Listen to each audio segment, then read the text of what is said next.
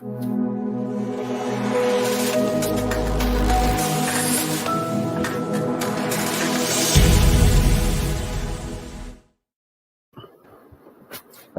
everybody.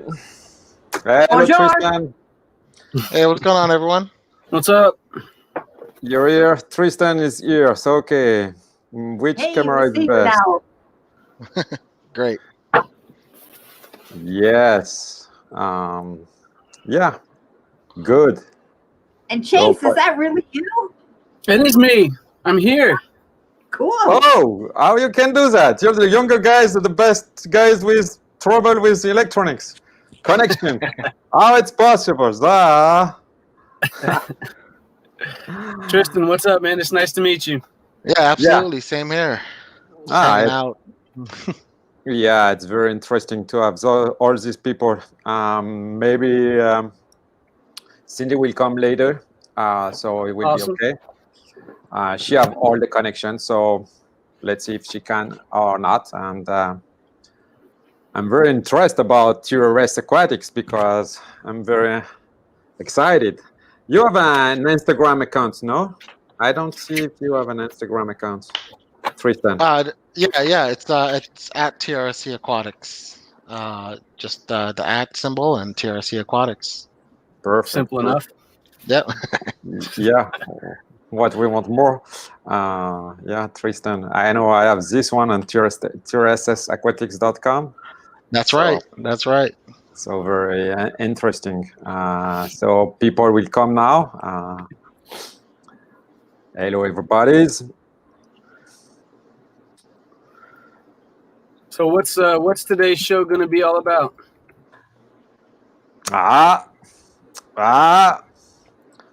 It will be about salt, man. That's what I was hoping for. Awesome. Awesome. So yeah, it will be. We are live on the YouTube channels. We are live on Facebook, Hello America, and Aquarium Partner tonight. I don't know if you want to share somewhere, but yeah. Cynthia is coming. Cool. Yeah. Welcome, Cynthia. Hello, can you guys hear me okay? Yes. Perfect. Yeah, look at that. We're here. There we go. Everybody's here. Great. Hi, everyone. Hello. Now I Hi, feel Cynthia. Nice to meet you. like we're a little more balanced, right? Yeah. I've got this new gimbal thing that I'm trying to attach to my tripod. They're tricky, but they're really pretty and neat once you get it figured out, you know? All the times. I was like, I kind of like this. I should have played with them more before I signed on. That way I don't have to hold my phone. No problem. Tristan, dude, I love the way your website's set up. Thanks. Appreciate it, man. Actually, we've had to update the hosting and just about everything. We've been at it since around 12 o'clock midnight last night. We hit around 1,200 people simultaneously on the site shopping around, and we started seeing some drops, and we're like, you know what, we got to update it. So we've been at it pretty much, most of the day today, uploading, and hopefully right after we're gonna do a real nice sale for everyone that's been super duper patient with us. Awesome. Yeah, scalability has been something we've learned this year. We've had to upgrade twice. Twice this year we've had to upgrade. Yeah, working on a website is always an issue. Huh? We always need some times and improvement and doing something new, and everything's different. Yeah, Cynthia, you will be okay. Well, I know where I'm going to be getting all my sticks from. Wow. Right? Really nice selection, dude. Yeah. Thanks a lot. We've been kind of ramping up. We actually just got delivery today of 2 more 72-inch by 24 by 12-inch frag systems, and a couple of days ago we received in about 140 colonies from Indo and Australia. Wow. So it's gonna explode, at least on that forefront. We're looking forward to. Our motto over here is we like to price things for the hobbyist, right? Thank you. We don't. We could we could have home wreckers and Walt Disney's and all that good stuff, and we do. We have them in our personal tanks. We have them at the shop. It's just that what we found is that that stuff kind of sticks around for a while, and what people actually want to purchase are some of the classics, right? So Yeah. the Garth Bonsais, you know. Yes, the strawberry shortcakes, the yeah, stuff like that for sure. Right. We're trying to be that place where you can go and get 5 frags for $100 or $20 a stick, you know, and we're not talking about itty little bitty nubbies, you know, we're talking about big, you know, thick, real 1 inch sticks, you know, it's something that you can actually you can see in your tank without waiting around 6 months. Absolutely, and that's why I like the way you got it set up too. When you got the egg crate, you know, the angle you take the pictures at, you got the egg crate kind of behind the frag, so and if you're in the hobby, you know that egg crate is going to be a 1/2 inch. So you can look at those frags and you can tell how big they are, kind of, you know, judge a little bit on how big those frags are, and they all look great. Yeah, and you know, the size is something that's been the real important to us, so people can actually get an idea of what it looks like. I mean, the fact of the matter is, sometimes when you look at a mushroom or something like that, you really can't appreciate it unless you get up close. I mean, I have a big 350-gallon display over here. I'd never put a mushroom in it. I would never be able to appreciate it. But you know, behind me I have my Elos tank, and yeah, I put mushrooms in there like crazy. I have a whole little section for just mushrooms in there because I can get down and look at them and really appreciate it. And the quality too of the photos is something that we obsess about a lot, you know. We man, tell you, we're 100% what you see is what you get. So basically every photo there is taken by hand, you know. We're taking it underwater, whatever we got to do.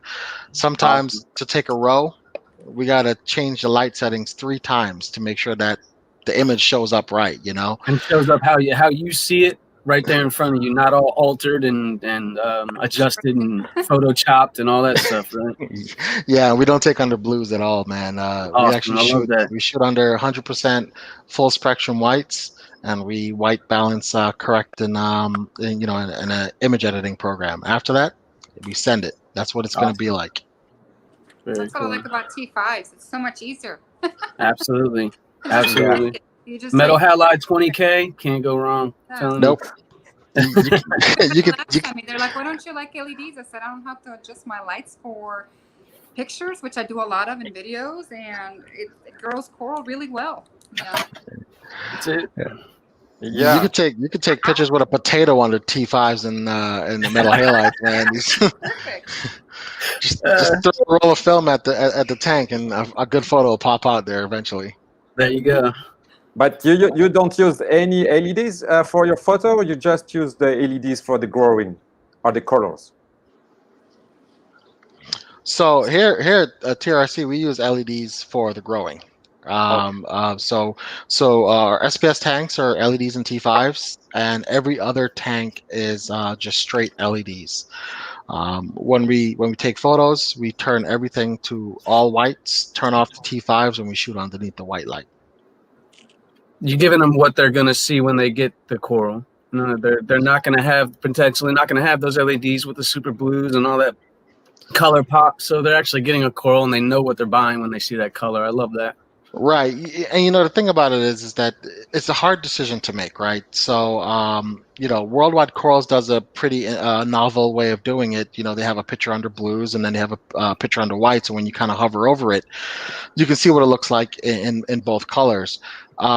We had to decide very early on what we wanted to do in terms of photographs, how we want to represent this, and we could have went that we shoot it under blues, you know, like some vendors do, and to me it's ultra unrealistic, because even when I'm looking at my tank without putting on the orange glasses, I'm still not going to see that color. And then we had to choose whether or not we wanted to compete in that space, you know, to shoot under blues and hyper unrealistic looking colors, or we wanted to do something a little bit more natural and calm. We went the natural and calm way, and it took us a while to gain some traction, you know, for folks that wanted to see it. But when they got it, they can see it. You know, one of the things I don't want to happen is that if I box up an acro and I send it to you, you stick it in your tank, and you're like, hey, it was this color on the website. Yellow. I swear It was yellow on the website. Yeah. Brown. Yep, and we've done it before. Actually, we've sent the raw camera image files to people before. Somebody called us up and say, "Hey, I really want to get this lobo or this trachea, but I don't believe the colors." I said, "I'll send you a camera raw film with all of the EXIF data on it, and you can see what it's going to look like." It's pretty much there. It's nothing to hide behind there. Absolutely. Yeah, that's the most important thing. So, hi Moja, hi Damien, hi everybody's. I don't know. My connection today is very slow, and I don't know why, but it's because we have so many people tonight. So, That's true. yeah. That's a good problem to have. Yeah, because Cynthia put a lot of audience here, so that's why. all my French boys call me today and say, "Who is this girl will come with you tonight?" And they say, "Oh, it's very interesting. You're She's lucky in single. US." Tell everybody she's single. She's come on. Yeah, but she's single only if you buy Hello stuff. Yes, yes. She wants So more Cynthia, Hello. Hi, you did, Richard. you did a hey Richard, what's up, dude? Cynthia, you did a little video. Can you tell us about what you did? Just a little bit real quick, and then I'll start asking you a bunch of questions and put you on the spot. Yeah, let's go. So last night I decided to go on Instagram Live, and when I did that, I'm glad somebody called me on it because I originally just poured in a 10-gallon portion of what was in the box to mix in on a 20-gallon. I had 18 gallons. I'm like, what about the rest of the stuff? I was like, oh yeah, great. But I sat there and I timed it. So I went on Instagram Live. I made an announcement. Hey, I'm going to go on here for a little bit. I wanted to show, and I even said, I threw you under the bus, Chase. I said, I want to double check Chase's numbers on this. I saw that part. I want to make sure, yeah, Richard. I want to make sure that, everybody knows up front, transparency is a big thing with me, kind of like with the pictures. I would rather somebody say, oh my God, this is boring. But that's fine. You can leave and come back and see where it's at. But I put it on the timer. I mean, at 30 minutes, it was crystal clear. And that was after me forgetting to put half the salt back in, And Yeah. because I had the baby screaming in the background, and I was like, "Oh no, I can't do this right now." And that's the hardest part. It's because that's what kept it. That's what kept it real, though. Was the baby screaming in the background? We were all like, "Okay, yeah, she's a mom, and she's doing this right now I'm before the kids." Mom. I got to figure out how to do this on my time, and there is no time. It's mom time, Exactly. So Yeah. it's the hard part with being a single parent in the middle of the night, because if I during the day, the baby doesn't sleep during the day, and he's always Never. on mom, and at night, it's like, oh, he's asleep. Let's do this while he's asleep. People laugh, but they know that I'm relatable that way. That's part of the reason they like me, because I'm not going to be like, okay, I'm going to edit that out and then I'm going to upload it later. No, I'll just give it to you, all of it. If you don't like it, that's fine. But there you go. Transparency. Yeah, but that's perfect. It's clear, it's perfect, transparency, and it's very interesting. So yeah, I like it. And people, and a lot of women in the hobby relate that way. They're like, she's got the kid crying in the background and she's trying to do a water change. The guys are like, that's so annoying. The girl's like, oh, that's me every time. Every time. And the women in the hobby really appreciate that I'm not trying to be fake. Awesome. They like that I'm authentic. I would rather spur of the moment go on live when I can and show whatever I'm doing, whether it's me testing the water or me mixing the water. A lot of women in this hobby get stressed out and overwhelmed, and they feel like there's nobody out there for them. And they need to know, this is all of us. We've all been through this, not just women, but there's single dads out there. They have the kid for the weekend and they're trying to do a water change, and they have kids screaming in the background and all sorts of stuff, So speaking of testing, did you ever test it? It hasn't been 24 hours yet. It hasn't been 24 hours yet? Okay, No. that's true. Okay, Yeah, gotcha. I have not, but I'm going to do it live. Are you going to is that going to be, it will be tonight then. So what time did you do it last night? I'd have to go back and look. Hold on. I cheated because I used my daughter's phone to record a second angle. So if somebody wanted to say, oh no, this isn't live, she recorded it uploaded. It's like, no, I've got 2 videos to show. Nothing was edited and all that, because you'd be surprised how many people want that transparency, like on the pictures.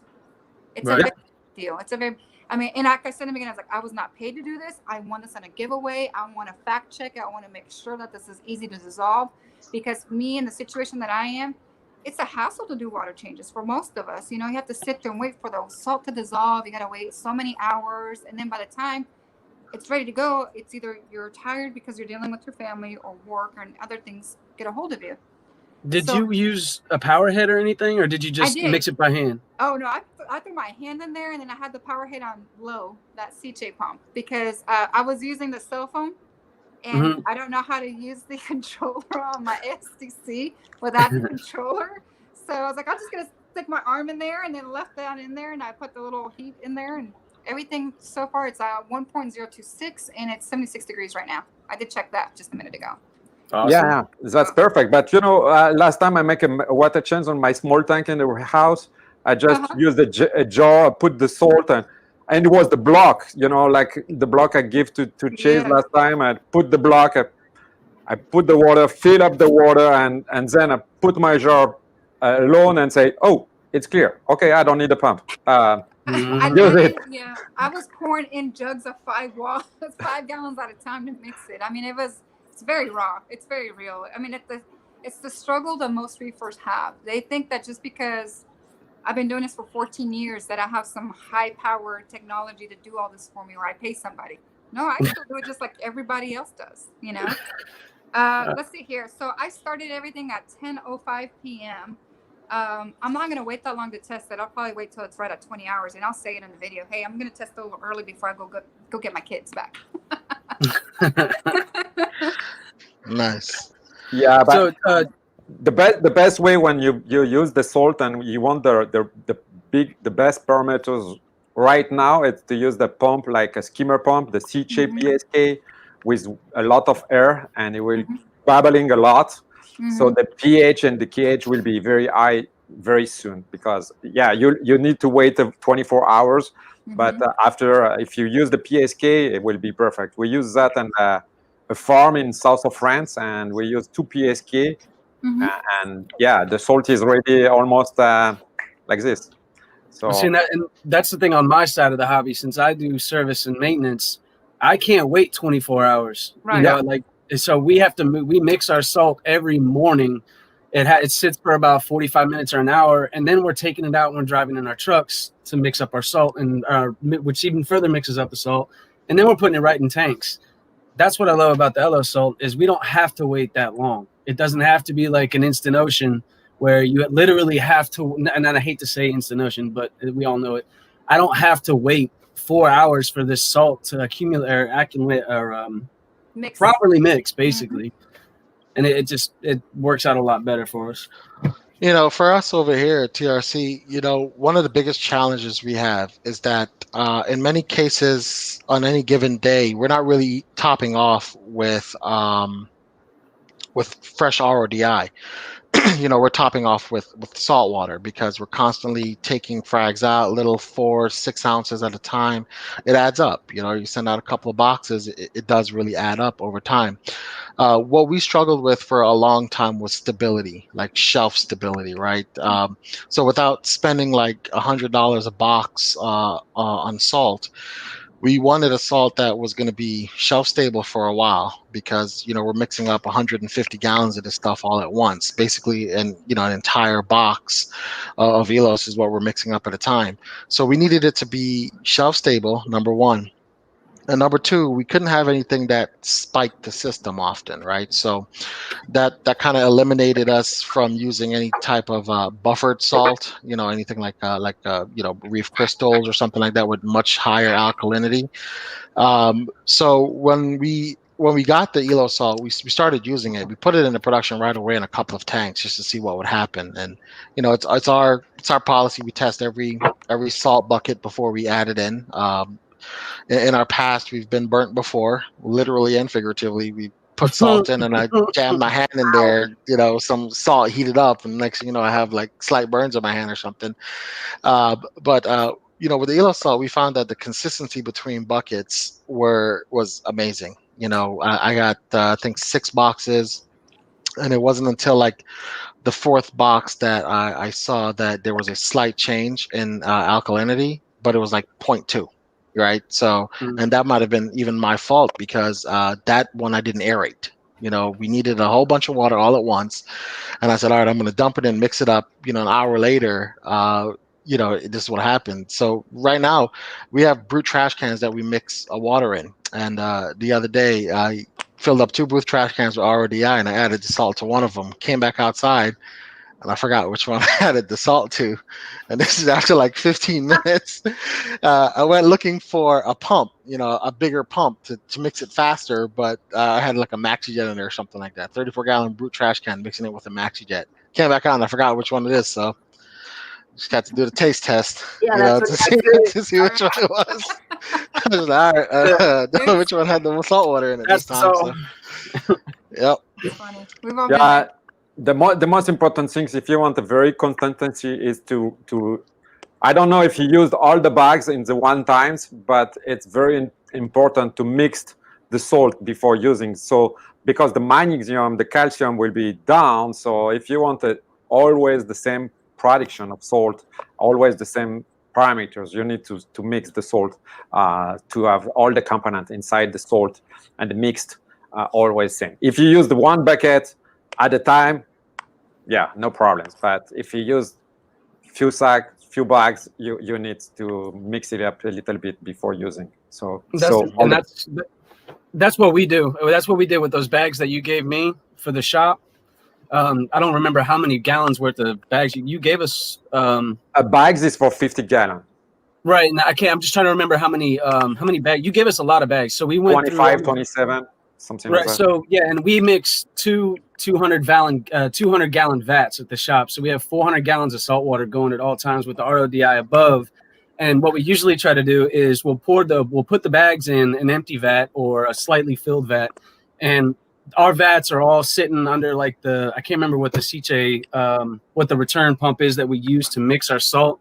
It's one of the biggest ones they have, and now it's like completely blown my mind. What is it? The ADV. Yes, thank you. So that's what mixes the two vats. Bring it. So we'll pour the salt in, we'll drop water in, and we'll let that build like a slurry.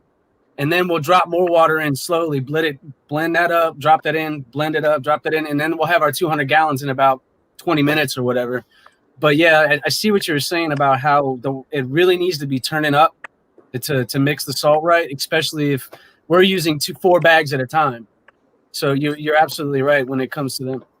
Yeah, but this is one bag. They use one bag. You don't have any matter because all the bags is the same, so no problem. Mm-hmm. It's just if you sit on your garage for long times, the magnesium is very heavy, so it will be on the top of the bags, and the salt, the sodium will be on the top. So you need to mix it up to have all the parameters good. So sometimes I have some customer for other brand say, oh, this salt is not consistency, but sometimes you just need to mix it up a little bit. So it's not something you need to do, especially with the Elos one. But sometimes, you know, if you don't use all the bags, like Cindy have a big bucket, maybe she don't use all in the one time. So maybe she need to mix a little bit the salt before using, but to be sure the magnesium is all over the bucket. It's why we made these bags with 3 small bags inside, so you can use one directly. So that's the. I know, I've always loved those bags. Sorry, go ahead, Tristan. No, I was gonna say I love the bags too, because normally I would get a really big bag of salt and I got to scoop it up and roll it around all over the place if I'm just mixing a little bit, you know, before I'm mixing it up. But the small bags do make it easy. I just cut, you know, an edge off of it, and you know I could pour in however much I want. But you know, so far we've kind of like looked at how fast the mix is, the clarity and the stability of it. One of the coolest things I like the most about, especially the bucket, is that I got a free ICP analysis of what's in the salt. That's on it. The bucket. On the bucket. Thank you. Nobody else does that. I mean, nobody else does this. Oh, I showed that last night. I said, look, you guys, but I'm going to double check it online to make sure it's accurate. Because that's what people want, right? They want to, everybody can read a label, but they want to make sure that at least it's close to what's on the bucket. Exactly. The only thing could be different could be the pH. Oh, I'm not testing the pH. I told them last night I wasn't testing. The only things could be different could be the pH My Elos because testing kit is expired for my pH. yeah, because the pH is something, more oxygen is depend of the pump, is depend of so many parameters. I'm fighting for so long I don't years even with customer, and they say, oh, I check all the parameters, everything is good, but the pH is low. I don't even check it. Okay. I, I don't know who's chasing pH these days. Thank you. Who but still chases around pH? Thank yeah, No, I mean, pH is important, but now with all these Apex, GHL, and all these things, everybody wants that pH very high. I have a very good friend of mine in New York, Richard. I just sent him some reactor to make a CO2 scrubber for his pH. And this morning he texts me and he said, "Hey, the pH is low." I said, "Okay, we don't care. And it's not a very big deal." It's not going to hurt anything. No. It's not Right. hurt.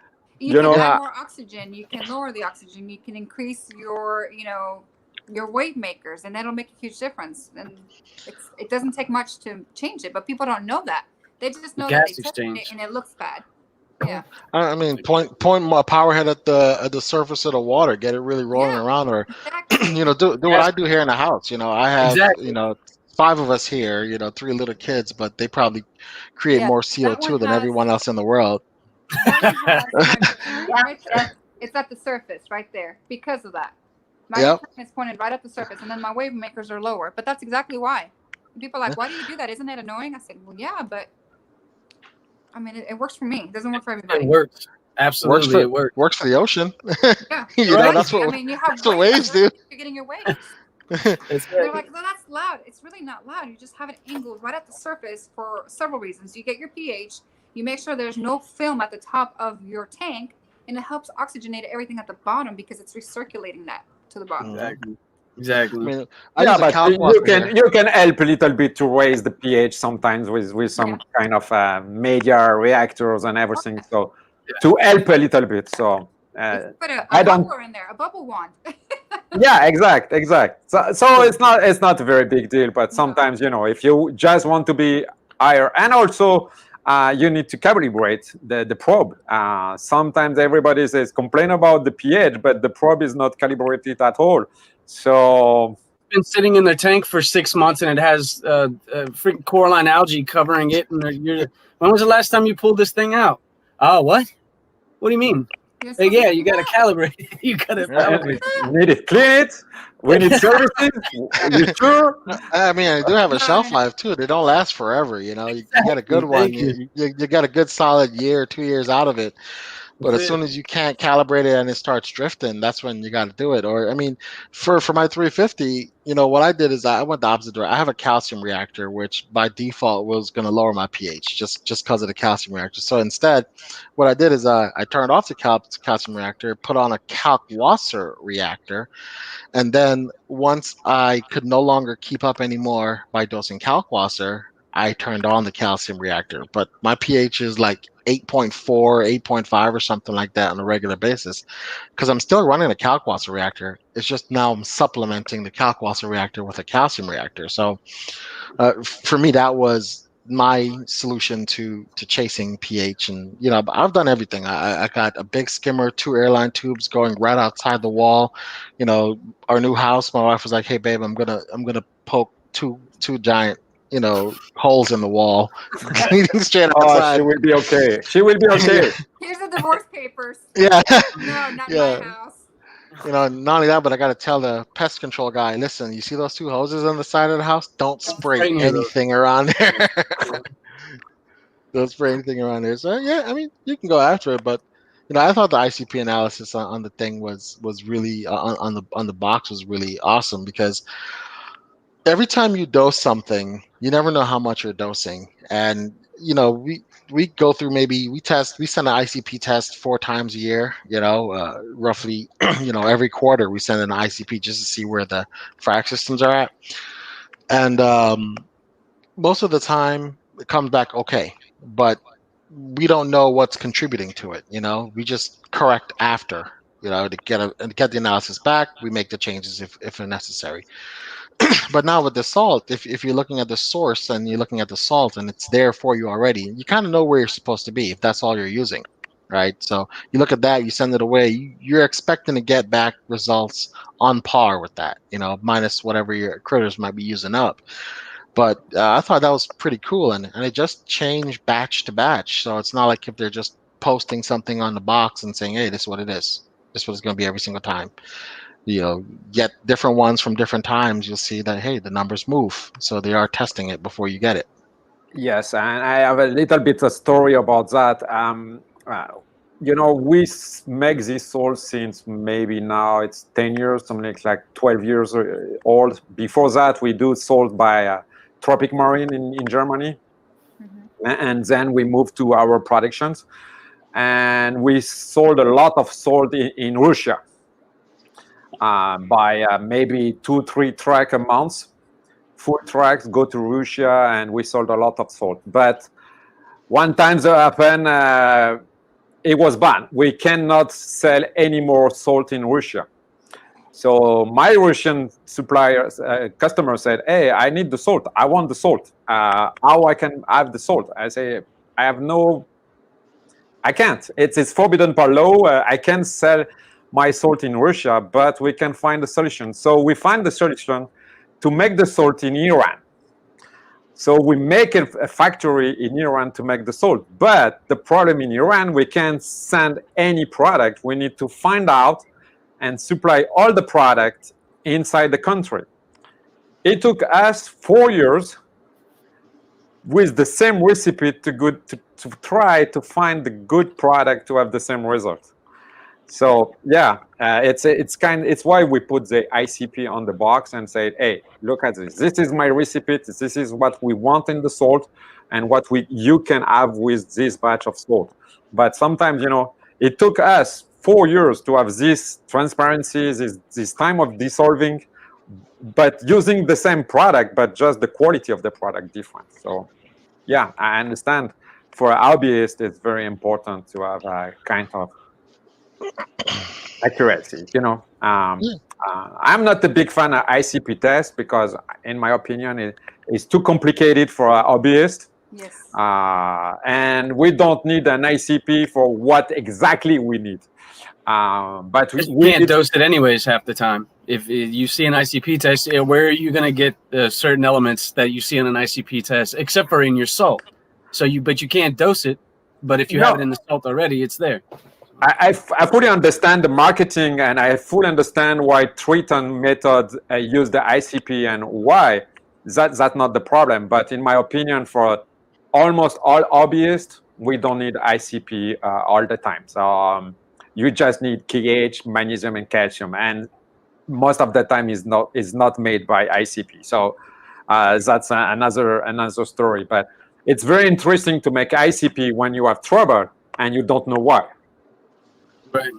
So you can find your aluminum in your water was through the roof or something, and you can't test for aluminum, but all of a sudden you're using well water without an RO or a DI. You have this heavy metal in your tank, and you're like, I can't figure out what's going on. Next thing you know, you send it out to an ICP, and then your aluminum is through the roof. Okay, now I know what the problem is. Right. That's a good thing. But like he said, most hobbyists, they either can't afford to do ICP tests continuously. I know I can't. I can't do an ICP test every month. I have 8 tanks. Are you kidding me? 8 fish tanks. There's no way I can afford $240 a month on tests, right? Right. Like when I went to go to a customer's or a lady's tank, and she said, "I have all these problems. We tested everything. Phosphorus was way high and all this." I said, "Look, we're gonna double check all these numbers." I sent off for ICP. Everything was accurate on Hannah within reason. And I asked her, I said, "Have you been dosing your tank?" She said, "Yeah." I said, "Why?" Because that's what the store told me. I said, "Do you before you add it?" "No." "Why?" "This is why your calcium is this high, because you keep adding more to it. And there's no reason why. You need, hobbyists need to know, because nobody preaches this to them. Everybody wants to say additives. No, you need to test before you add. And do not add anything you cannot test for. If you don't have something you can test at home for that, don't use it. Yeah. Period. Yeah, I mean, Cynthia, that hits home because I recently did a video about a program, like sticking with a program. Right. And we get customers in here all the time, and they come in here and they say, "Oh, my corals are my corals look pale." So I started dosing an amino acid. I said, "Okay, cool. Which one?" Brightwell. All right, nice, good. And then a couple of like 2 weeks, 3 weeks later, they come back in like, yeah, the Brightwell wasn't really doing anything, so I'm dosing Red Sea now. And I'm like, oh, okay, all right. All right, so I'm like, are you just scrolling through Instagram Yeah, and whatever exactly. whatever somebody posts a bottle and they say that this is what we're using and this is the colors that I get, that's what you're dosing to your tank, Yeah. and realistically, that's exactly what they're doing. So they see a problem, they buy a magic elixir, they add it to the tank. The thing is, in 3 weeks, this customer has used Brightwell, Red Sea, Kent, Elos, whatever mixture. And the thing that none of these companies do is post what is in that bottle. Yes. So, if Brightwell's philosophy is it loves iodine, really high iodine, and Red Sea's philosophy is that they like iodine, and you posted these things a week apart, all of a sudden you're overdosing your tank with iodine. You're not helping the And then all situation. your inverts die. And then, exactly. Why did so, my inverts die? Because you don't know so the difference between iodide and iodine, and the dosing is yeah. so what I've started telling them is, if you're going to switch to something new, you need to perform a couple of water changes. You got to bring yourself back to Yes. the base, right? Nothing good happens fast in this hobby, and Nope. everybody wants it to happen over a week. And it's just like, give your tank weeks, months before you switch to a different product.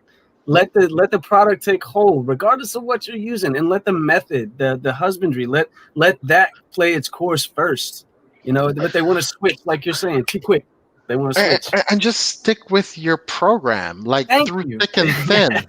Like you can't keep changing it around, because see, what's happening is that, okay, does a chicken farmer, right, change his chicken feed because one chicken dies? No, Nope. he doesn't change his chicken feed.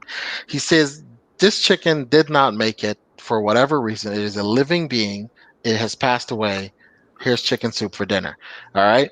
Now, when you're looking at a coral reef keeper, if one acro dies, but everyone else is okay, We gotta I know gotta why. change everything. you Gotta do everything. start freaking out. I was like, no, listen. My That was lights a are too hot. living creature. It was a living creature, and it has died. Welcome to Darwinism. This is what happens.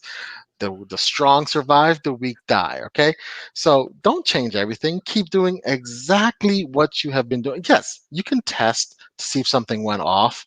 You can, do a water change. It's always a good idea to do a water change, if you want to get back to base or you feel like something might be off. But don't change your program, because It if could have been something 90% of your corals is doing great, don't screw around for It could just have that been something 10%. as simple as them needing to redirect flow. And they go and they start with chemicals and stuff like that, because the coral got so big, it redirected flow, so it wasn't getting flow. And corals need flow. They don't always need chemicals. I mean, Realistically, yeah. that's not the only problem. The other problem that we have is you have people that have a large following like myself, and they see, hey, I just got this box from Reef Nutrition. There's 20 different things on here, and I'm just gonna dump it all into my tank and feed it. And then 2 weeks later, what happens? What happens 2 weeks later? They have a huge phosphorus issue with algae going crazy. Why? Because they went crazy. They overfed the tank, and then They got excited. But They got the excited. person that's showing these videos, they need to be responsible enough and held accountable to an extent, saying, "Hey, don't overfeed this product." And that's why you don't see me feed anything live on anything. And if I do, I'm like, be very careful with this. I feed corals maybe once a week. No, it's not enough. It's well, because you don't use the good product. yes, okay, with good product, but No, but I don't say any brand, but we eat 3 times a day, maybe 2 times a day, so corals need to be fed. So just need to have we made a live last time about phosphates and food, so it was very interesting. But I think we need to feed, and it's that exactly what the difference between the US market and the European market. I come from the European market, and I arrived here and I see, wow, you have so many brand of food. You have so many feed. I understand. Everybody wants to feed, but you need to have quality feed.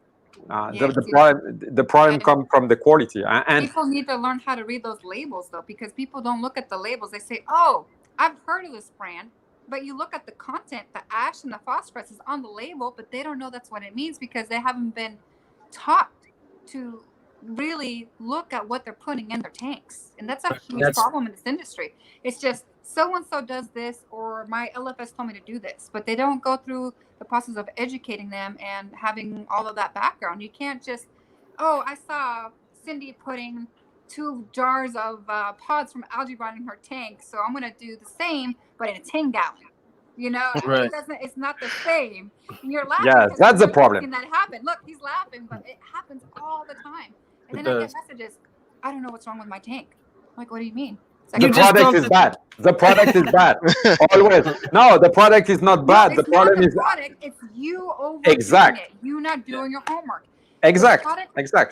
There has been millions of dollars spent in this industry for any manufacturer brand, especially yours, and you know your science behind it. You're not going to put a product out there that's going to crash a tank. That makes no sense. Yeah. You have to learn and educate yourself on what you're putting in your tank and how much of it, and reading and read some more. You mean I got to do reading to be in this? Yeah, you got to read. I mean, just think about it. Just think about it for a second. I go fishing a lot, and I grew up in the islands, and I got the opportunity to go snorkeling a lot. And one of the things that I've noticed, and I'm pretty sure everybody here has noticed it once, is when you go up to your tank, you trigger a feeding response. And what do your tanks do immediately? They poop, right? That's what they do. You walk up to the tank, they purge. You could have fed them 5 minutes ago, but you go up to that tank, they're gonna poop. And I know they didn't, digest all that food. They poop because they're going to eat again, right? And they have tiny little stomachs, like teeny tiny, like the size of their eyeballs. Put a whole sheet of nori back in there for one tank. Yeah. So what I started doing is that, in the morning time, because, my wife is involved. She likes the feeding part of the fish. So we make a jar of food, right? And then throughout the day, she'll go over there, she'll take a squirter, she'll squirt them in, walk away. And then I'll come off work, I'll go squirt them in there. We might feed the tank like 12 times a day. Small amounts of food, right? But what do they do every single time is that they purge. And then I started seeing some people like at the shop, they would come over and then like I asked them, how many cubes are you feeding? They said, I'm feeding 6 cubes. And like, how big is your tank? It was a 30 gallon. How many fish you got? I mean, you're feeding 6 cubes of food. I'm expecting something like a 240, 300 gallon, 600 gallon tank. I'm like, you realize that the fish's stomach are like is about as big as their eyeball, right? So not that's even that big. So like literally you could probably feed. And then someone was like, well, I feed a handful of pellets. I'm like, why? A handful. I love that when they tell you that. And how much? So this is funny. What I did is I took some flake food, and I took 1 pellet, and I took a pinch of flake food, and I ground it up like this it turned into a little ball, and I put it. See that big handful of flake? This is what you're feeding in 1 pellet. Yeah. So you feed a handful. I took a whole scoop and said, "This is what you're feeding to your tank every day." Just because it's small, just because it's flat and thin, doesn't mean that it's a little bit, So like, they overfeed, but if you have a filtration system that can handle it, then that's fine. And the husbandry is there. In the husbandry, right? To take. Yeah, but the problem is not just you overfeed, so your level will be high. It's also the product. But the product, you just waste money. Yeah. You just waste the money because all the product will be not on the corals or just the fish. It will be on your system, on your filtration substrate, and in your refugium and in your filter. Yeah. Exactly. And then you said, okay, it's good for my company because I sell a lot of food, but it's not good for your money. So. Or your aquarium.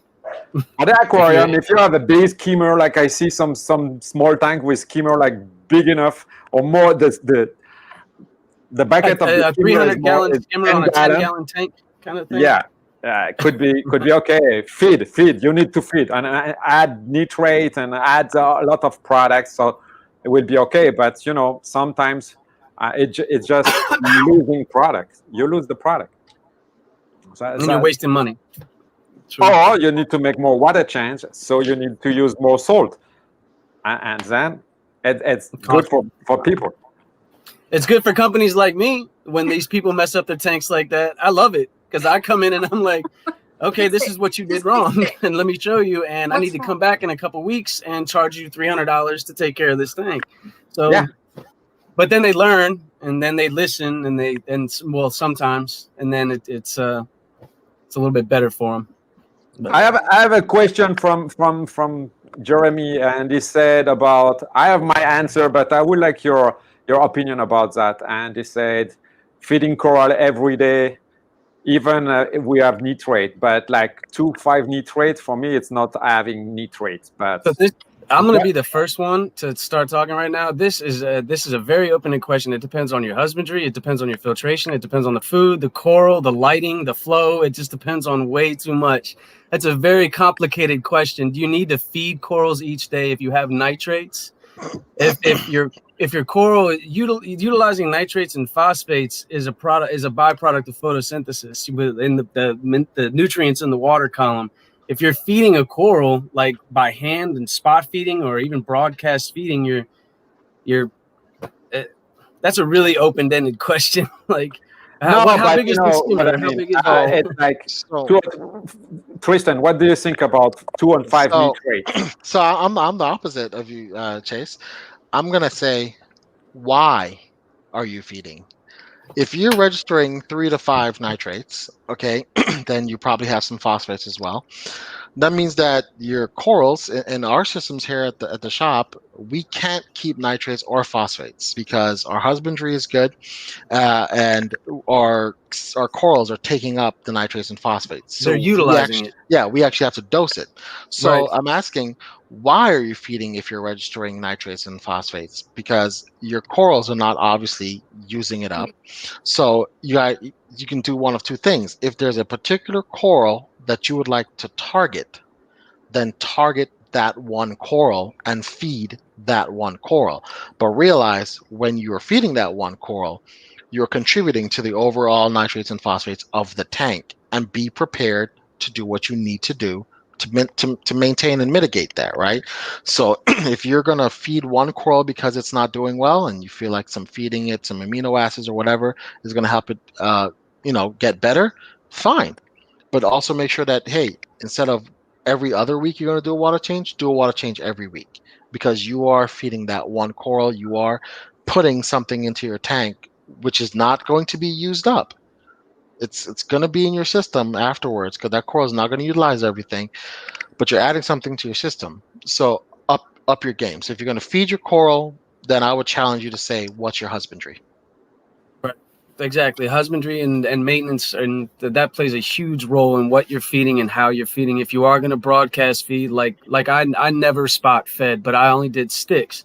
So I never had to spot feed unless I felt it was necessary on a certain coral. But when I broadcast fed my corals, I was making sure that my levels never got too high. And 3 to 5 for me was high.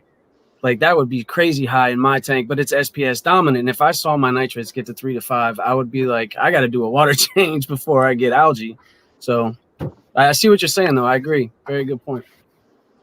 Yeah, it's very interesting because we have 3 different way of this. So yeah, okay. And that's what I love about this hobby. The methodology doesn't have to be the same all across the board. As long as it works for you, it works for you. That's why there's so many different so many different methods to this hobby. They don't all have to be the same. Yeah, we need to look at your tank before I have any response. So yeah, no, the tank is different. Every tank is completely different. The methodology can be the same for everybody's, but you have just some basis, and then you have one prescription. So, and Cynthia, do you feed every day? No. I feed my fish every day. I don't. So you feed every day.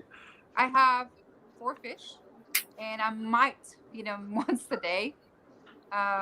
they're small fish. I mean, and the corals, I do a lot more of water changes than most people do because I like to replenish everything I have in the tank because I have Without a very dosing? heavy bioload. Yeah, than dosing. To me, it's safer and easier to do more regular water changes versus testing every time to see where I'm low if something looks bad and keep chasing numbers like with the pH. So for me, what works best is the old method. You do more regular water changes, it stays more consistent. That tank is full of corals. There's 4 fish in that whole tank, and it's 80 gallons with a 26-gallon sump. It's over 100 gallons with 4 little fish in it. You know, it's funny, Chase. One of the things I want to ask you, because we've noticed it here. So we do some services, and the number one thing that people get tank crashes for us right now, I would say at least 3 in every 5 tank crashes, is that they did a water change. And when we start digging into what this water change was, is that one day they were like, all right, you know, I'm a subscriber of the I don't do water changes because I'm dosing lots of stuff in my tank to make it feel better. I'm like, okay, cool. And then a coral dies. So what do And they then they do? do a It's water like, change. well, They do a I'm going water to do a change. water change. And it Well, shocks what did you? everything. It shocks what did- the shit what out of did you this. do? Excuse What my did you language. do a It water shocks the change with? system. What did you do a water change with? I did it. You know, I Tap needed water. salt. You know, so I went and I got a box of reef crystals because I couldn't wait 5 days for BRS. And I couldn't. The LFS didn't have any of the one I wanted in stock. I said, "What did you change?" Oh, I picked up a bottle of Instant Ocean or reef crystals. I was like, "So do you normally run your tank at 14 DKH?" And they're like, They burn all their What? corals "No, up. no." What's that? What's the pH? How do I test that? So they do a water change and end up killing everything because every single parameter in the tank just skyrocketed through a water change. And then the corals don't know how to react to that, you know, because they're not going to do a little water change. They're going to do a big one. You know, they're gonna bust out the brute trash can and the pump. They're gonna, And you know, do this is gonna be a while. Exactly. You know? And do a 50% water change on Right. a 300-gallon tank that they had no business doing. Yeah. Exactly. And then they murder everything. They're like, I just did a water change. And then what do? They blame the salt. And not only do they blame the salt, but sometimes if we've had them for a month or so and they're our new clients, they'll blame us. They'll be like, "It was your fault. What did we do? We did exactly what you asked us to do." But they will. They'll also blame the service companies. On services company, yeah, I have the same problem. Was I was in France and my company was make services and people yelling at me because the fish is dead or because the tank is not good like they want. And they say, you come, you make the services and the tank is not beautiful. Yeah, but I'm not here every day. I come 1 time a month, maybe 2 times a month. Maybe twice a month. And you never listen what I said. And Yes. you tell me, okay, I come for 1 hour and it's my fault. Okay, so if you want, I charge you double. I come every week. It's my tank, my fish, my corals, and we can discuss after that. So that's right. That's the problem. That's always the problem. And then they go on the internet, on Facebook, on Reef to Reef, and everywhere, and they say, oh, I listened this, and this company said, send an ICP test, don't make any water change, use this protocol, use this program, put some algae, put some product, put some powder of, this food, this salt. And then you come back the month after, and they say, that don't work. I say, I know this product don't come from my shop, and you use it. It's maybe not a bad product, but it's not what I used, and then you have the problem. So that's the same everywhere in the world. Now you know, hobbyists are the same everywhere in the world. But you know.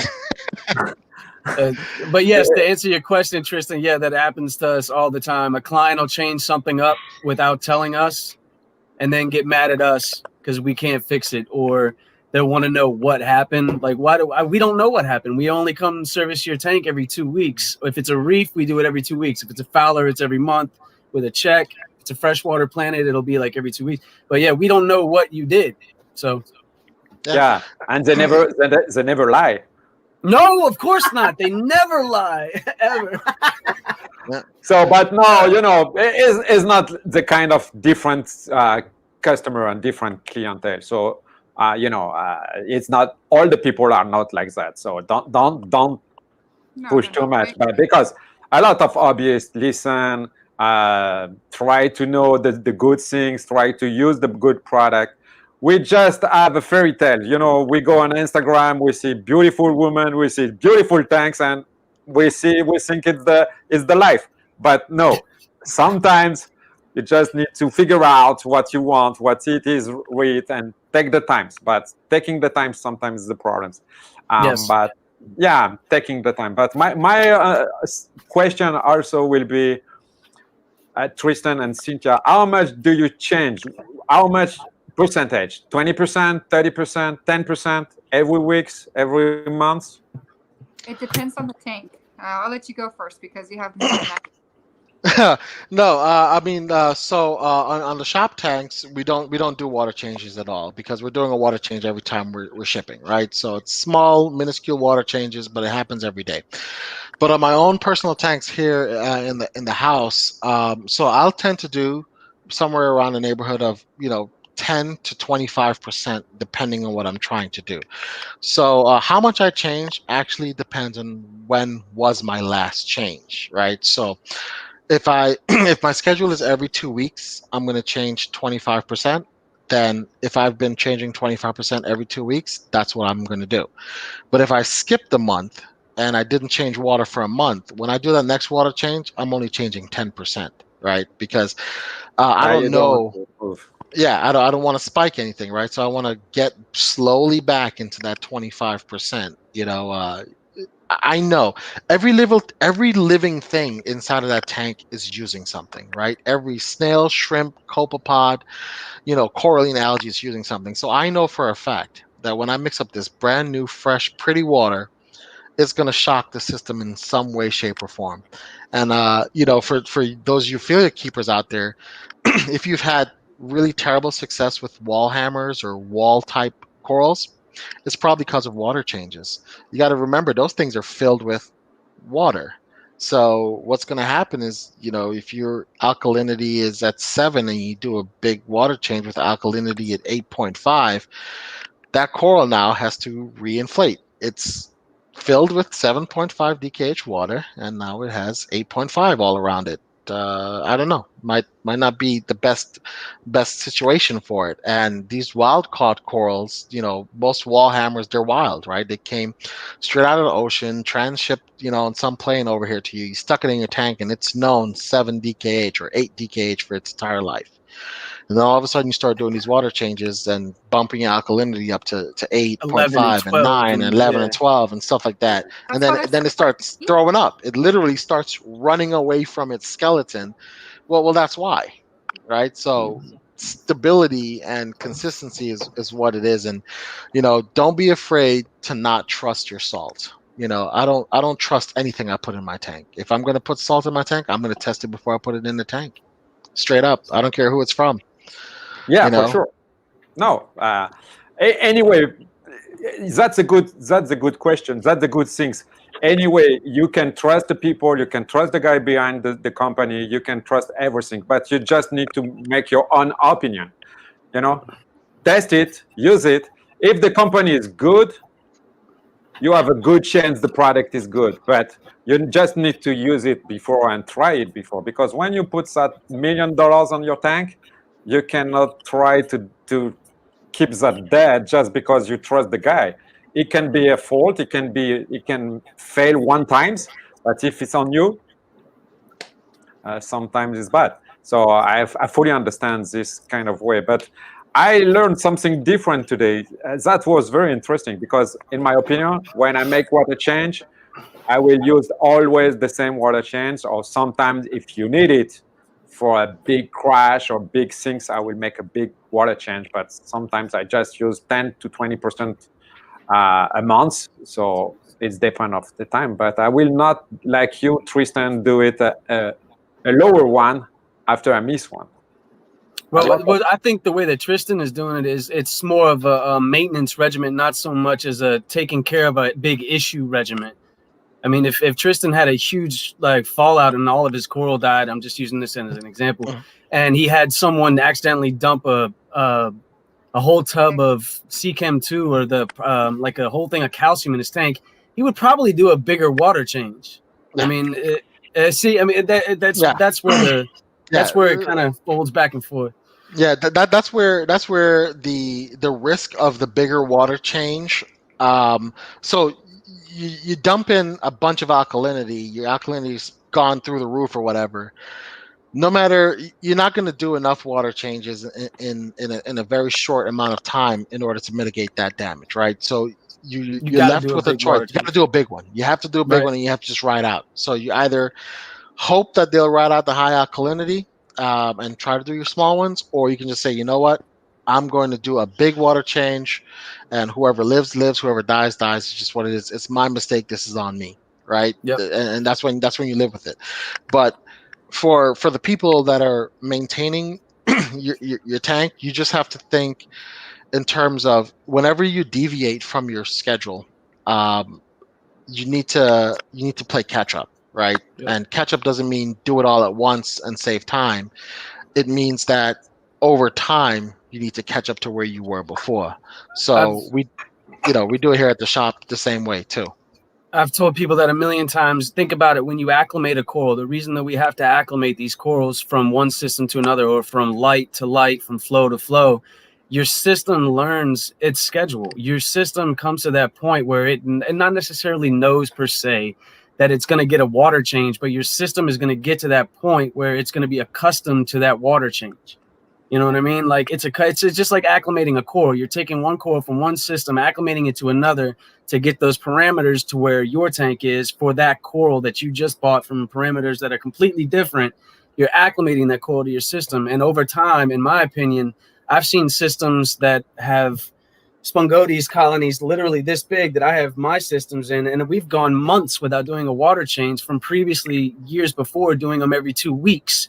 Those systems realize that. And then all of a sudden you go and you do a water change, like you're saying, and it creates this disturbance. And it's very noticeable. Absolutely. So when you can keep things consistent, that's what I've always told people in this hobby. Consistency is key. Just keep things as consistent and on point as possible. When you veer off and when you have to veer off, if you're going to come back, like you're saying, do it slowly. Your tank is already past the point where it knows where it's supposed to be. You have to do something slowly to bring it back to where it was. You know, the easiest way that I explain that is, when you miss your medication, your dosage, what do? You don't double your dosage. You take it as soon as you remember, and then you continue on. That is the simplest way I can explain it to anybody. If you are on medication and you take medication every day and you miss your medication for that day, you don't double up. Never, because that's going to hurt your body. You simply... or potentially kill you. And go back. That's a very good point. Very good point. Like I have Coral Essentials. I just started dosing aminos and things like that just to try it out. I've never tried that before. I know. And somebody asked the other day, they said, I missed my dosage. What do I do? It's like, dose like normal. I don't double. Why would you put twice as much and you're going to cause more issues and stress to your corals and kill them off because now you're overdosing? And you testing before you put that in, because most of that stuff that you're putting in your tank, guess what? You don't even have a test kit for. So you truly don't know what you're adding in there. I love it. That's the easiest. I explain. It's like when you miss your medication, what does the doctor tell you when you miss your medicine? Take it as soon as you remember. Not double up. Just take it as soon as you remember, and then keep going. Go ahead. Take 2 Oxycontin. See what happens. Forgot to take medication. I mean, I worked in the automotive industry, right? And the easiest way for me to explain things in this hobby is the same way. You have to explain it in things that people can understand, terms they can understand. You don't want to be specific on the chemicals and all that, because not only are you going to lose them, you're going to frustrate them, and they're going to get upset, and they're going to either get out of the hobby or blame you for their issue. You just have to be like, hey, you've missed your dosage. It's okay. Go ahead and dose now, and then continue on from normal. Try not to forget. Set your reminder on your phone, whatever the case. But I love saying symbiodinium to people. I know you do. I don't even know what it is. I gotta go Google it. My dad always said you need to explain people like they have 5 years old. Yes, like you're talking to your kid. And if they don't understand, make something different, because it's too complicated, and if it's too complicated, they just go away. So yeah, I have another question about salt. People said it's very interesting to switch from different brands, a different quality of salt. You always end up switching from one salt to another. If you're going from the instant ocean to whatever other salt, from salt A to salt B to salt C, you're always switching a salt. So ask, is it good to use 3 different salts in switching, or do you mean 3 different salts in between water changes? I would say both, but it's like use 2 or 3 different salt and switching like 1 or 2. It's like this week you use the tropic marine, next week you use the Elos, and next week we use the Fritz. I would not do that. There's way too much inconsistency in salt brands. I mean, you're going to throw your tank all over the place. I mean, I wouldn't personally. No, that's my opinion. Do it gradually, smaller increments. You can do smaller increments on your water changes. Yeah. Like okay. This, you will say you. Yeah, like this 80 gallon. I'm gonna put the Elos water in it on this water change that I'm doing tonight, but I'm only gonna do 10 to 15% instead of my normal 20 to 25%, right? Because I don't want to shock my system with what I'm putting in it from a different brand. And not only that, if you're using 2 or 3 different salts between water changes, you don't know necessarily which salt may have or is not causing a problem, or why you're having to dose from one place to the other all of a sudden using different salts. What are the chances that that person's actually testing their water before they put it in their tank too? And afterwards. Yeah, right. It's a lot of work. It's not a simple answer. Tristan, what? He's like... it just reminds me of when I was a young reefer, and short of using some table salt from the supermarket, I bought pretty much last week, pretty much. I would use whatever salt was cheaper, right? So looking at it from that viewer's perspective, right? Sometimes Petco goes on sale and Live Aquaria has good deals, right? $30 a box, $40 a box for salt. Every once in a while you walk into a Petco for dog food and you see a bucket of reef crystals on sale for $19.99, or a box of Instant Ocean on clearance, for $25. These are legitimately real prices that I've walked in there. You know what? I bought that salt because I'm not going to pass up a perfectly good bucket. All right. I'm not sure about the salt, but I know that bucket is going to be pretty awesome. I might need that salt one day for a quarantine tank or something like that, or maybe a fish only. But the thing about it is that salt on average isn't like the stock market. They're not going up and down. Most of these salt manufacturers, Elos included, have negotiated and found themselves in a position where they're all competitive. And at that point, all you're doing is looking at what are you getting out of that salt, right? Are you getting the parameters you want to keep consistent in your tank? Is a salt that you're mixing up every week the same as what you like to keep in your tank, right? So to answer your question, I would not mix up different brands of salt because I just don't know what the composition of each of those salts are going to be. But if you did find yourself in a position, I would do Cynthia's route and I would mix it in slowly. I would start at about half a bucket. So when you're getting down to half a bucket, that's when you start mixing in that new salt that you want to try and use. And you do it small increments until you switch over. You have a chain of different salts if you want to, but you get over there. But the thing about it is ask yourself why you're switching. You're not getting any benefit switching in between. You show me a salt, except for table salt, and I will show you a tank of the month tank. I have a customer that uses all of the different types of salt on the market, and each of them have showroom worthy tanks. It's not the salt. No, it's not. And I will go with the same route with you on that. I have used Instant Ocean when I first started working with the company that I've worked with now for over 8 years. And I have acro colonies that you can see on my profile as long as my arm using Instant Ocean. It is not just the salt. It is the salt, but it's not just the salt. I agree 100%. No, in my opinion, you switch and you change your brand of salt when you want something better, or if you have something very bad or bad experience, or you have trouble to find it. I see some comments. People want to buy a salt easy access. because if you can buy the salt, why you want to change for something you cannot have it? So, because Elos is the same. We can do the most expensive salt ever, but if nobody buy it, it's no sense. So you need to make something people buy it because it's good and because the pricing is almost on the market.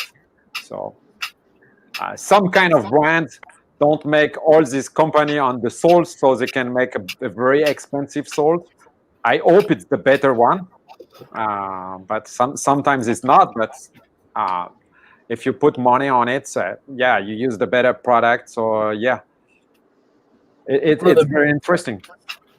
One of the biggest things with salt is always, in my opinion, has been consistency. Having a salt that consistently be accurate as far as its parameters are concerned, whether it's the big 3 or the big 10, whatever you guys want to call it. Some salts don't have consistency, and that's either way they change their sourcing from where they're getting their salt from, or the chemicals from to make their salt, and they don't tell the clients about it or the customers about it. But that's my biggest thing is consistency and parameters. And there's salt out there that does and does not have huge swings from batch to batch. And we've all used a lot of salt, I'm sure. That's one of my biggest things I said is consistency. Yeah, consistency. Yeah. But when your pricing is low on the market, it's complicated to have always the low pricing because, we don't know. Tomorrow, a new taxes on Chinese product and your product is 30% more expensive and you lose your money. Or Right. maybe a new taxes on a European brand and then everything's go up. Or, and so some company, I know exactly what's going on. And so you need to have a pricing point and take care of that. So yeah, if your pricing is so low, you cannot play. So you don't have any margin to play. That's right. Yeah, I can see that for sure. So yeah, the quality will be down because you use a down product because you can afford to pay something more expensive. Not only that, and you don't have the control for the quality control. You don't have the people there that are willing to put in. You're not paying the people to put in the time to make sure that there's quality control as well. Yeah, Yeah, that's why you. I mean, that's why you don't buy salt to necessarily, gain your success. You buy salt to match your parameter, right? Right. For example, I can use that Reef Crystals bucket of salt. All I know is that I'm going to have to leave it sitting there for about a week for that alkalinity to precipitate out. And then- either that, or you're going to have to figure out how to dose your system accordingly to match a certain system with the calcium needed for the alkalinity, the area. Yeah, I got you. Exactly. I mean, there's ways around it, but I mean, a lot of those things will probably be for more like advanced reefers or people who will have that time on their hand to really work out how, if I'm dosing salt with 14 DKH alkalinity and my volume is 350 gallons, well, I multiplied this times this, I know I'm going to raise my alkalinity by that if I use this salt. So if I don't want to do that, then I need to dose this much, right? So yeah, I mean, you got to go back to some high school math there to make it to make it work, but it can work.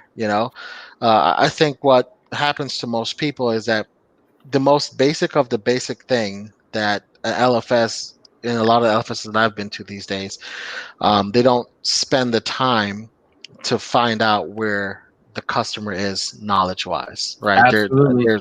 There's just best practices, right? Absolutely. And here, what we do is that our appointments, because we're by appointment most of the time, is 30 minutes long. And I can tell you 25 of those minutes is just talking to the customer. It's only 5 minutes of selling. They come there, they see all the pretty sticks and the corals, and they know what they want. They're sold in 5 minutes. Right. But 25 minutes of that time is just talking making sure to they can take care of those sticks and those corals. Right. The education portion of it.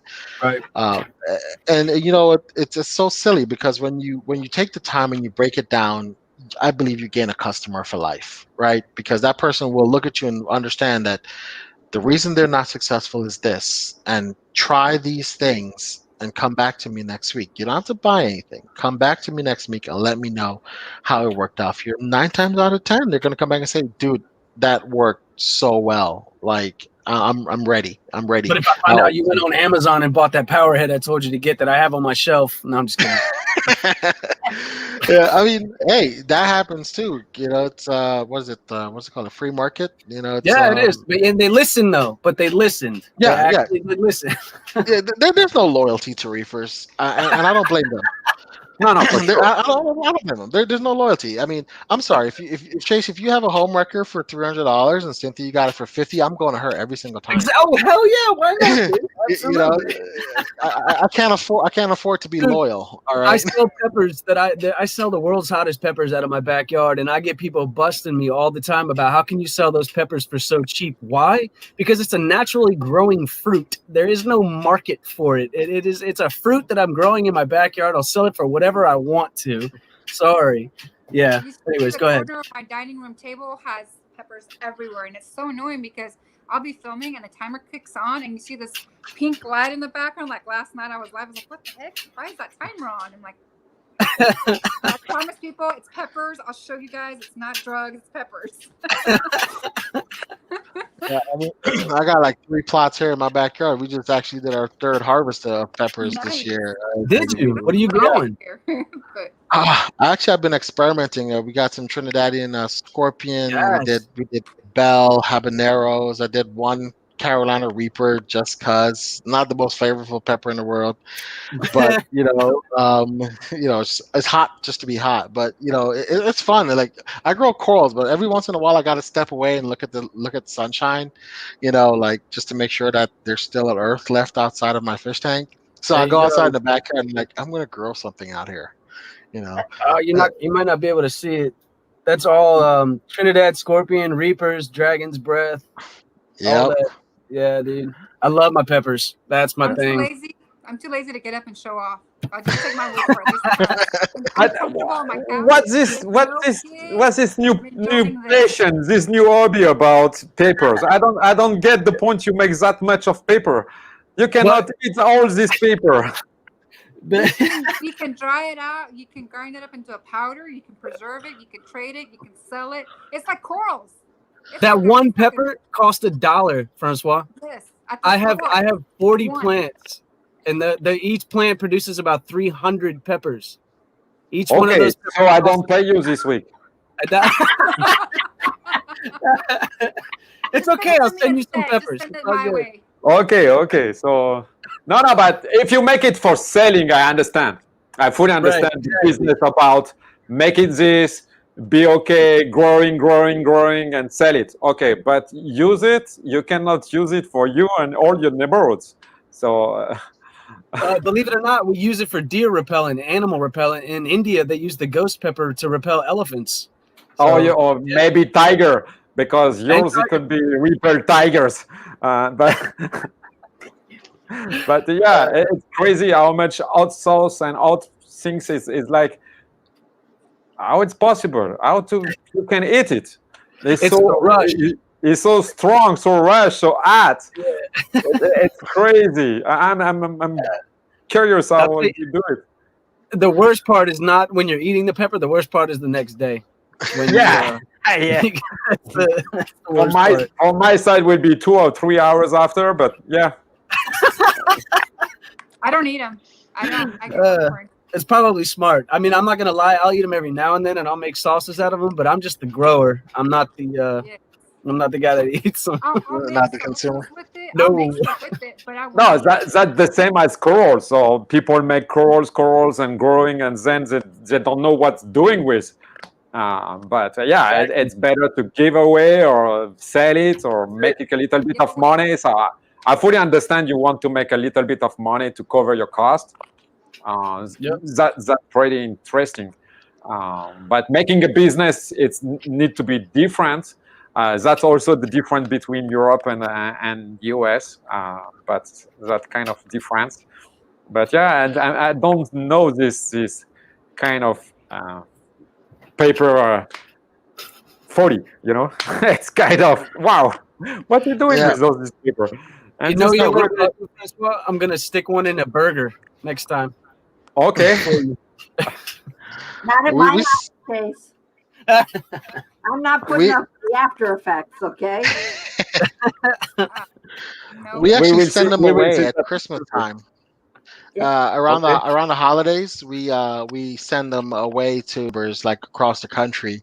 Nice. You know, via FedEx as like a present. You know, it's a little bit of home cooking, but basically, like for us here, let's see, we're here.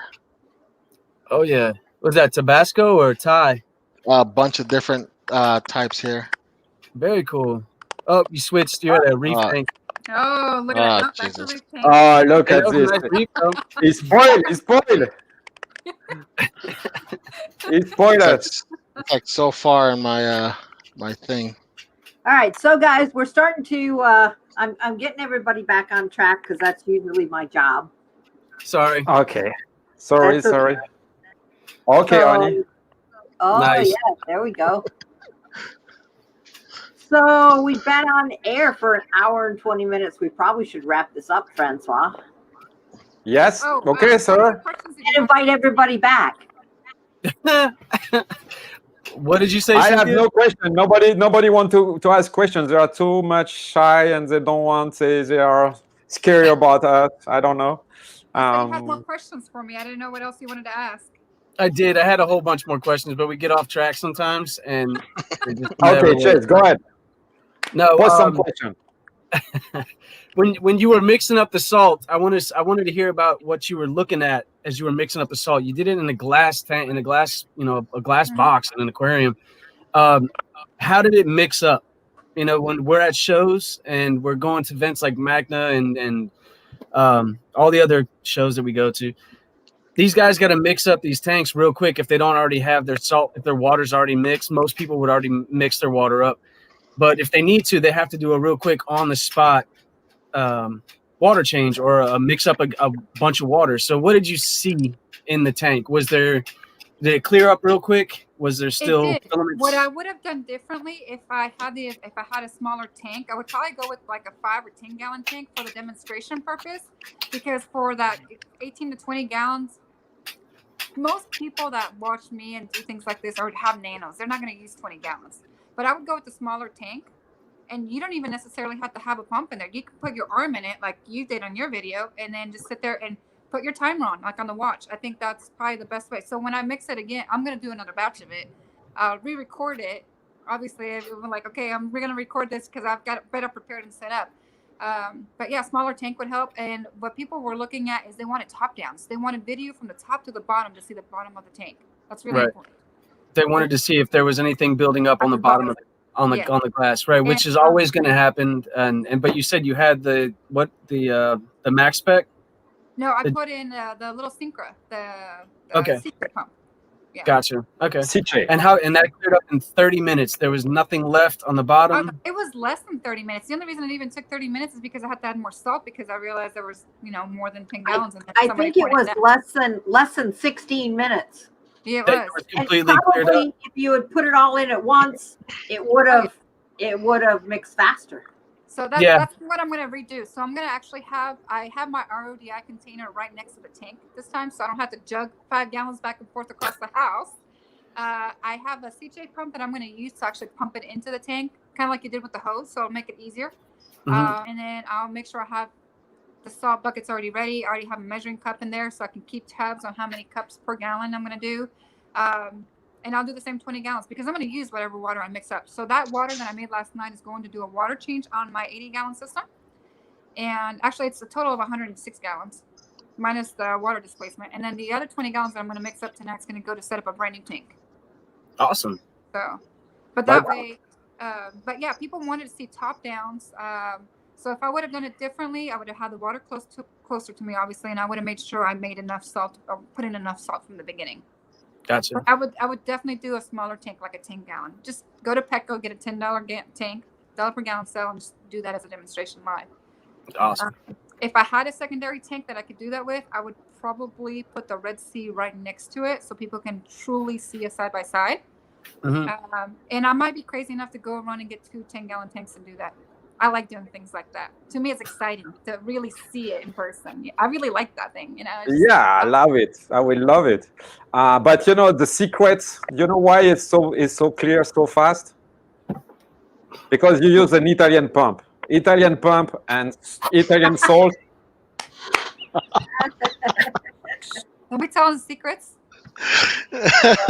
Can't give away all the secrets, Francois.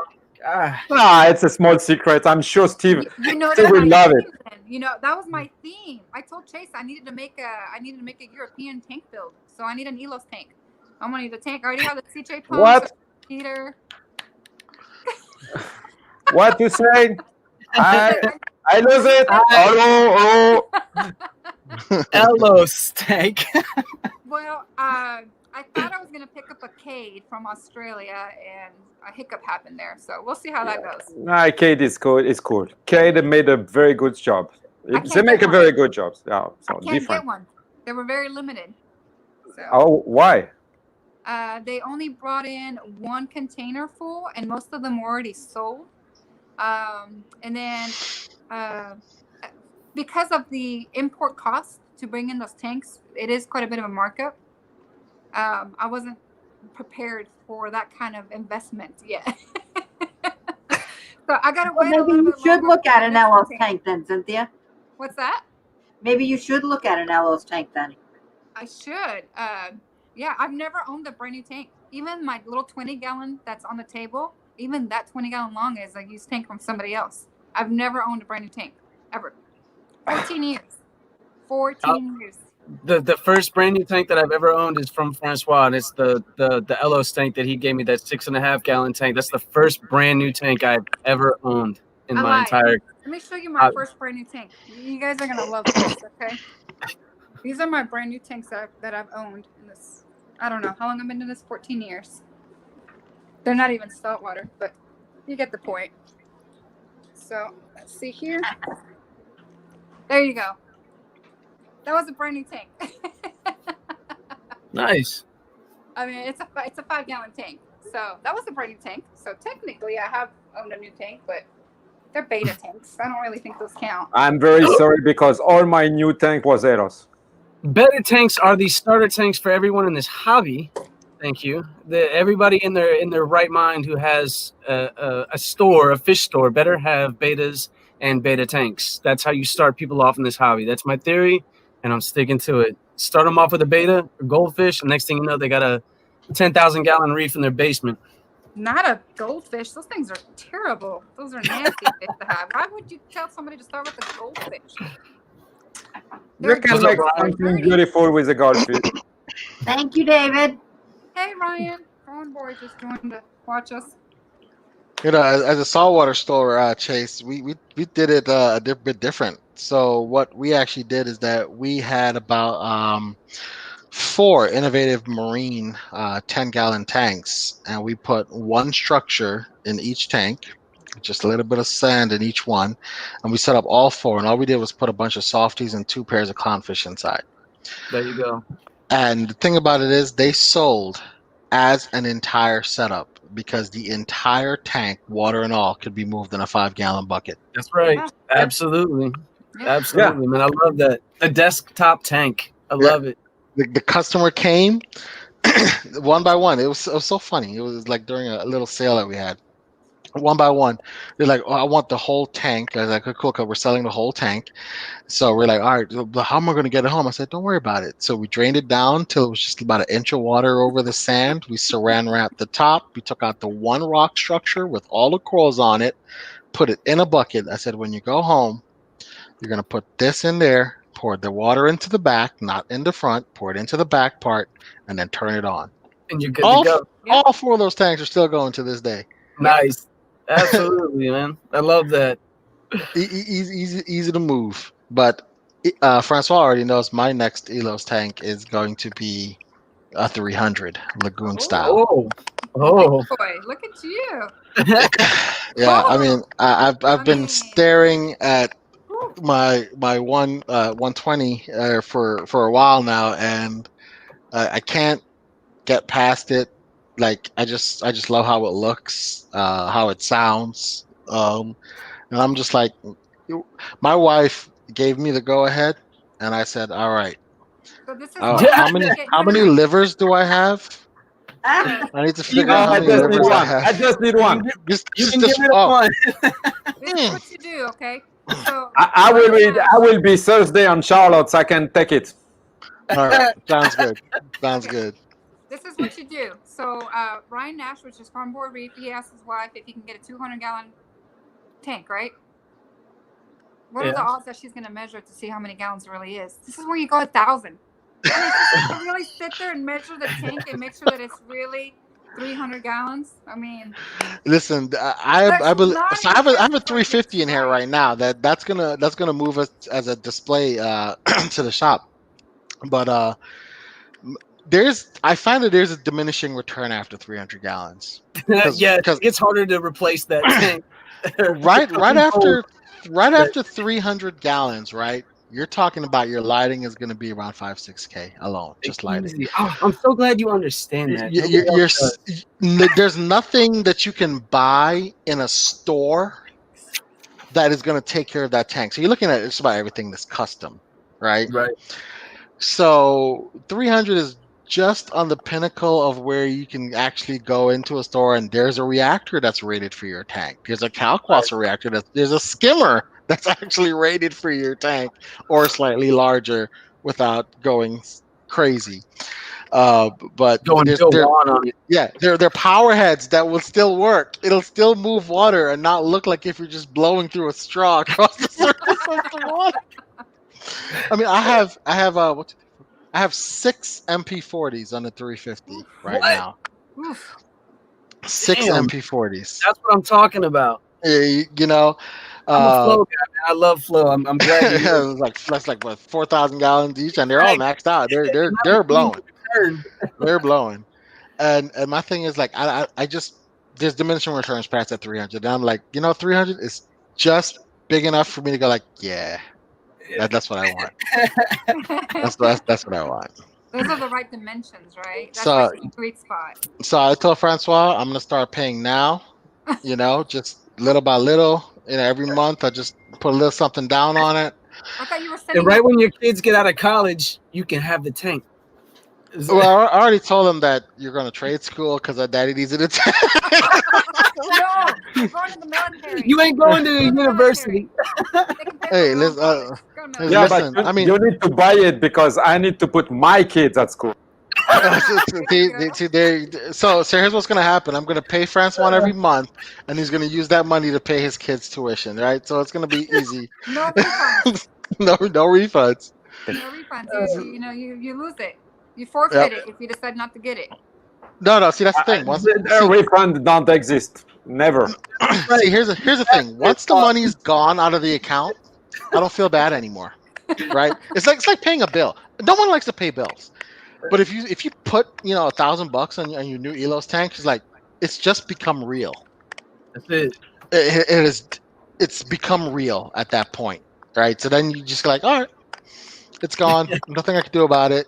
But I know in about 40 years, I'm going to have an Elos tank, and I'll be able to say, listen, this tank is a Mercedes-Benz sitting in my living room. No. No, Ferrari. I'm sorry. It's a Ferrari. Lamborghini. Excuse me. Benz. Ferrari.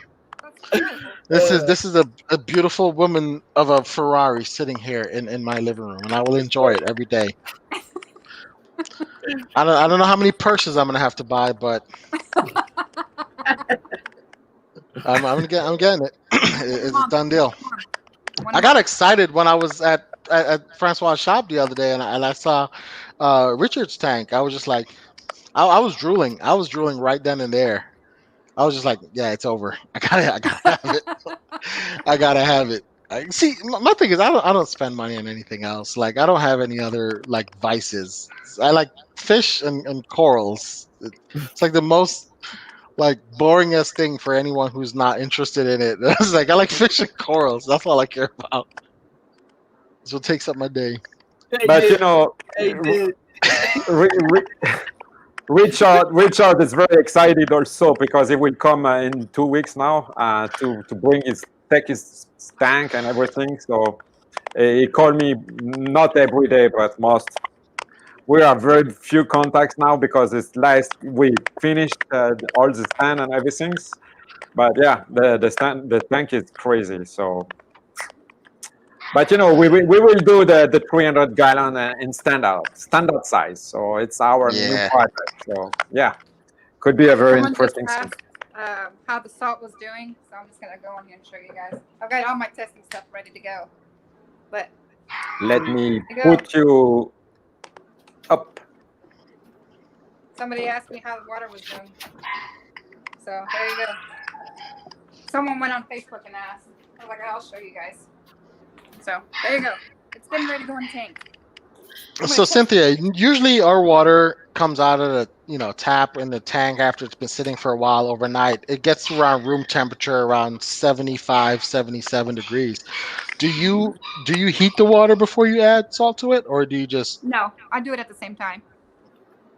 I never do. I never do either. Yeah. And our water at our shop goes down to 67 degrees. We adjust accordingly, so we know if on the hydrometer or the refractometer or whatever we're using, the hand check or the balloon check or whatever my boss uses at the same time, that we just adjust accordingly to temperature. Right, but you're using it for like an industrial commercial grade. I'm using it in my home, so it's different. I don't want to put in Yeah, for sure. salt water for 66 degrees versus the 78 that's going in there, especially if it's 20% water change. Right. That's why I do it. Right. Yeah, I'm too lazy. I'm too lazy. So if I'm not mistaken, the reaction that the Elo salt has in the water is like exothermic, right? So it heats up in that water as soon as you add it in there. Right. But yeah, it doesn't. But not that much. It's not like crazy. If you don't go to 60 to 78, it will be not like crazy. So guys, thank you a lot for what you did today.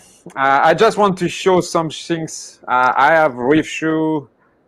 Show me something. I would just maybe go ahead and show. I don't know if you can see that.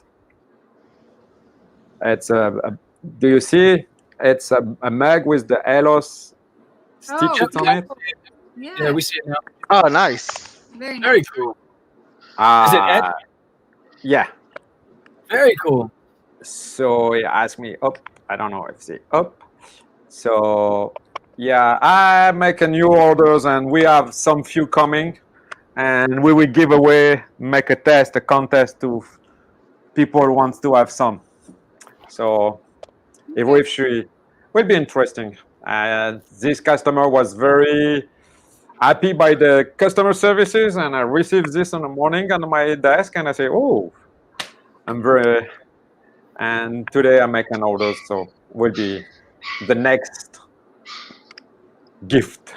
So Very nice. Thank you everybody. I don't know if somebody want to make something else, say something else. We can speak all the night, I can stay here for all the night, but The longer I'm here, the less kids I have, so I'm good. Yeah, I was about to say I have to go. I'm actually making spaghetti tonight, homemade spaghetti as well. Okay. Huh? Is he gone? I don't know. No, he's frozen. Sorry, I don't. Can you repeat? Tristan, are you frozen too, or are you? No, I'm good. I'm here. I have to go. I'm making homemade spaghetti tonight. I actually boiled all my tomatoes. I'm making my own sauce for tomorrow night, Francois. He's like, he doesn't know me. Okay. Yeah. Goodbye, Jake.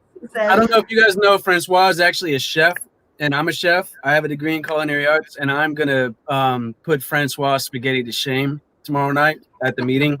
So nice. Not tomorrow. Thursday. Thursday. Tristan, it was really nice meeting you, man. I love your website. Absolutely, man. Thanks a lot. Appreciate it. I will be getting some sticks from you soon. I'm setting up my tank. I'm just waiting for my I'm waiting for my filtration, and I'll be setting up a tank with Elo salt, SPS dominant tank. Cynthia, thank you for coming on. I appreciate it. Yeah, no problem. I will talk to you later. For all your questions, we kept getting deviated. Yes, we'll do another one. We'll do another one. Thank you, Francois. And Janet, as always, I will see you on Thursday. Yeah, everybody. Thank you guys. Thank you for having me. Appreciate it anytime. Thank you very much. And we All right. talk later if you want. Tristan, if you need salt, I will be on the road. Bye-bye. All right, sounds good. I'll talk to you later.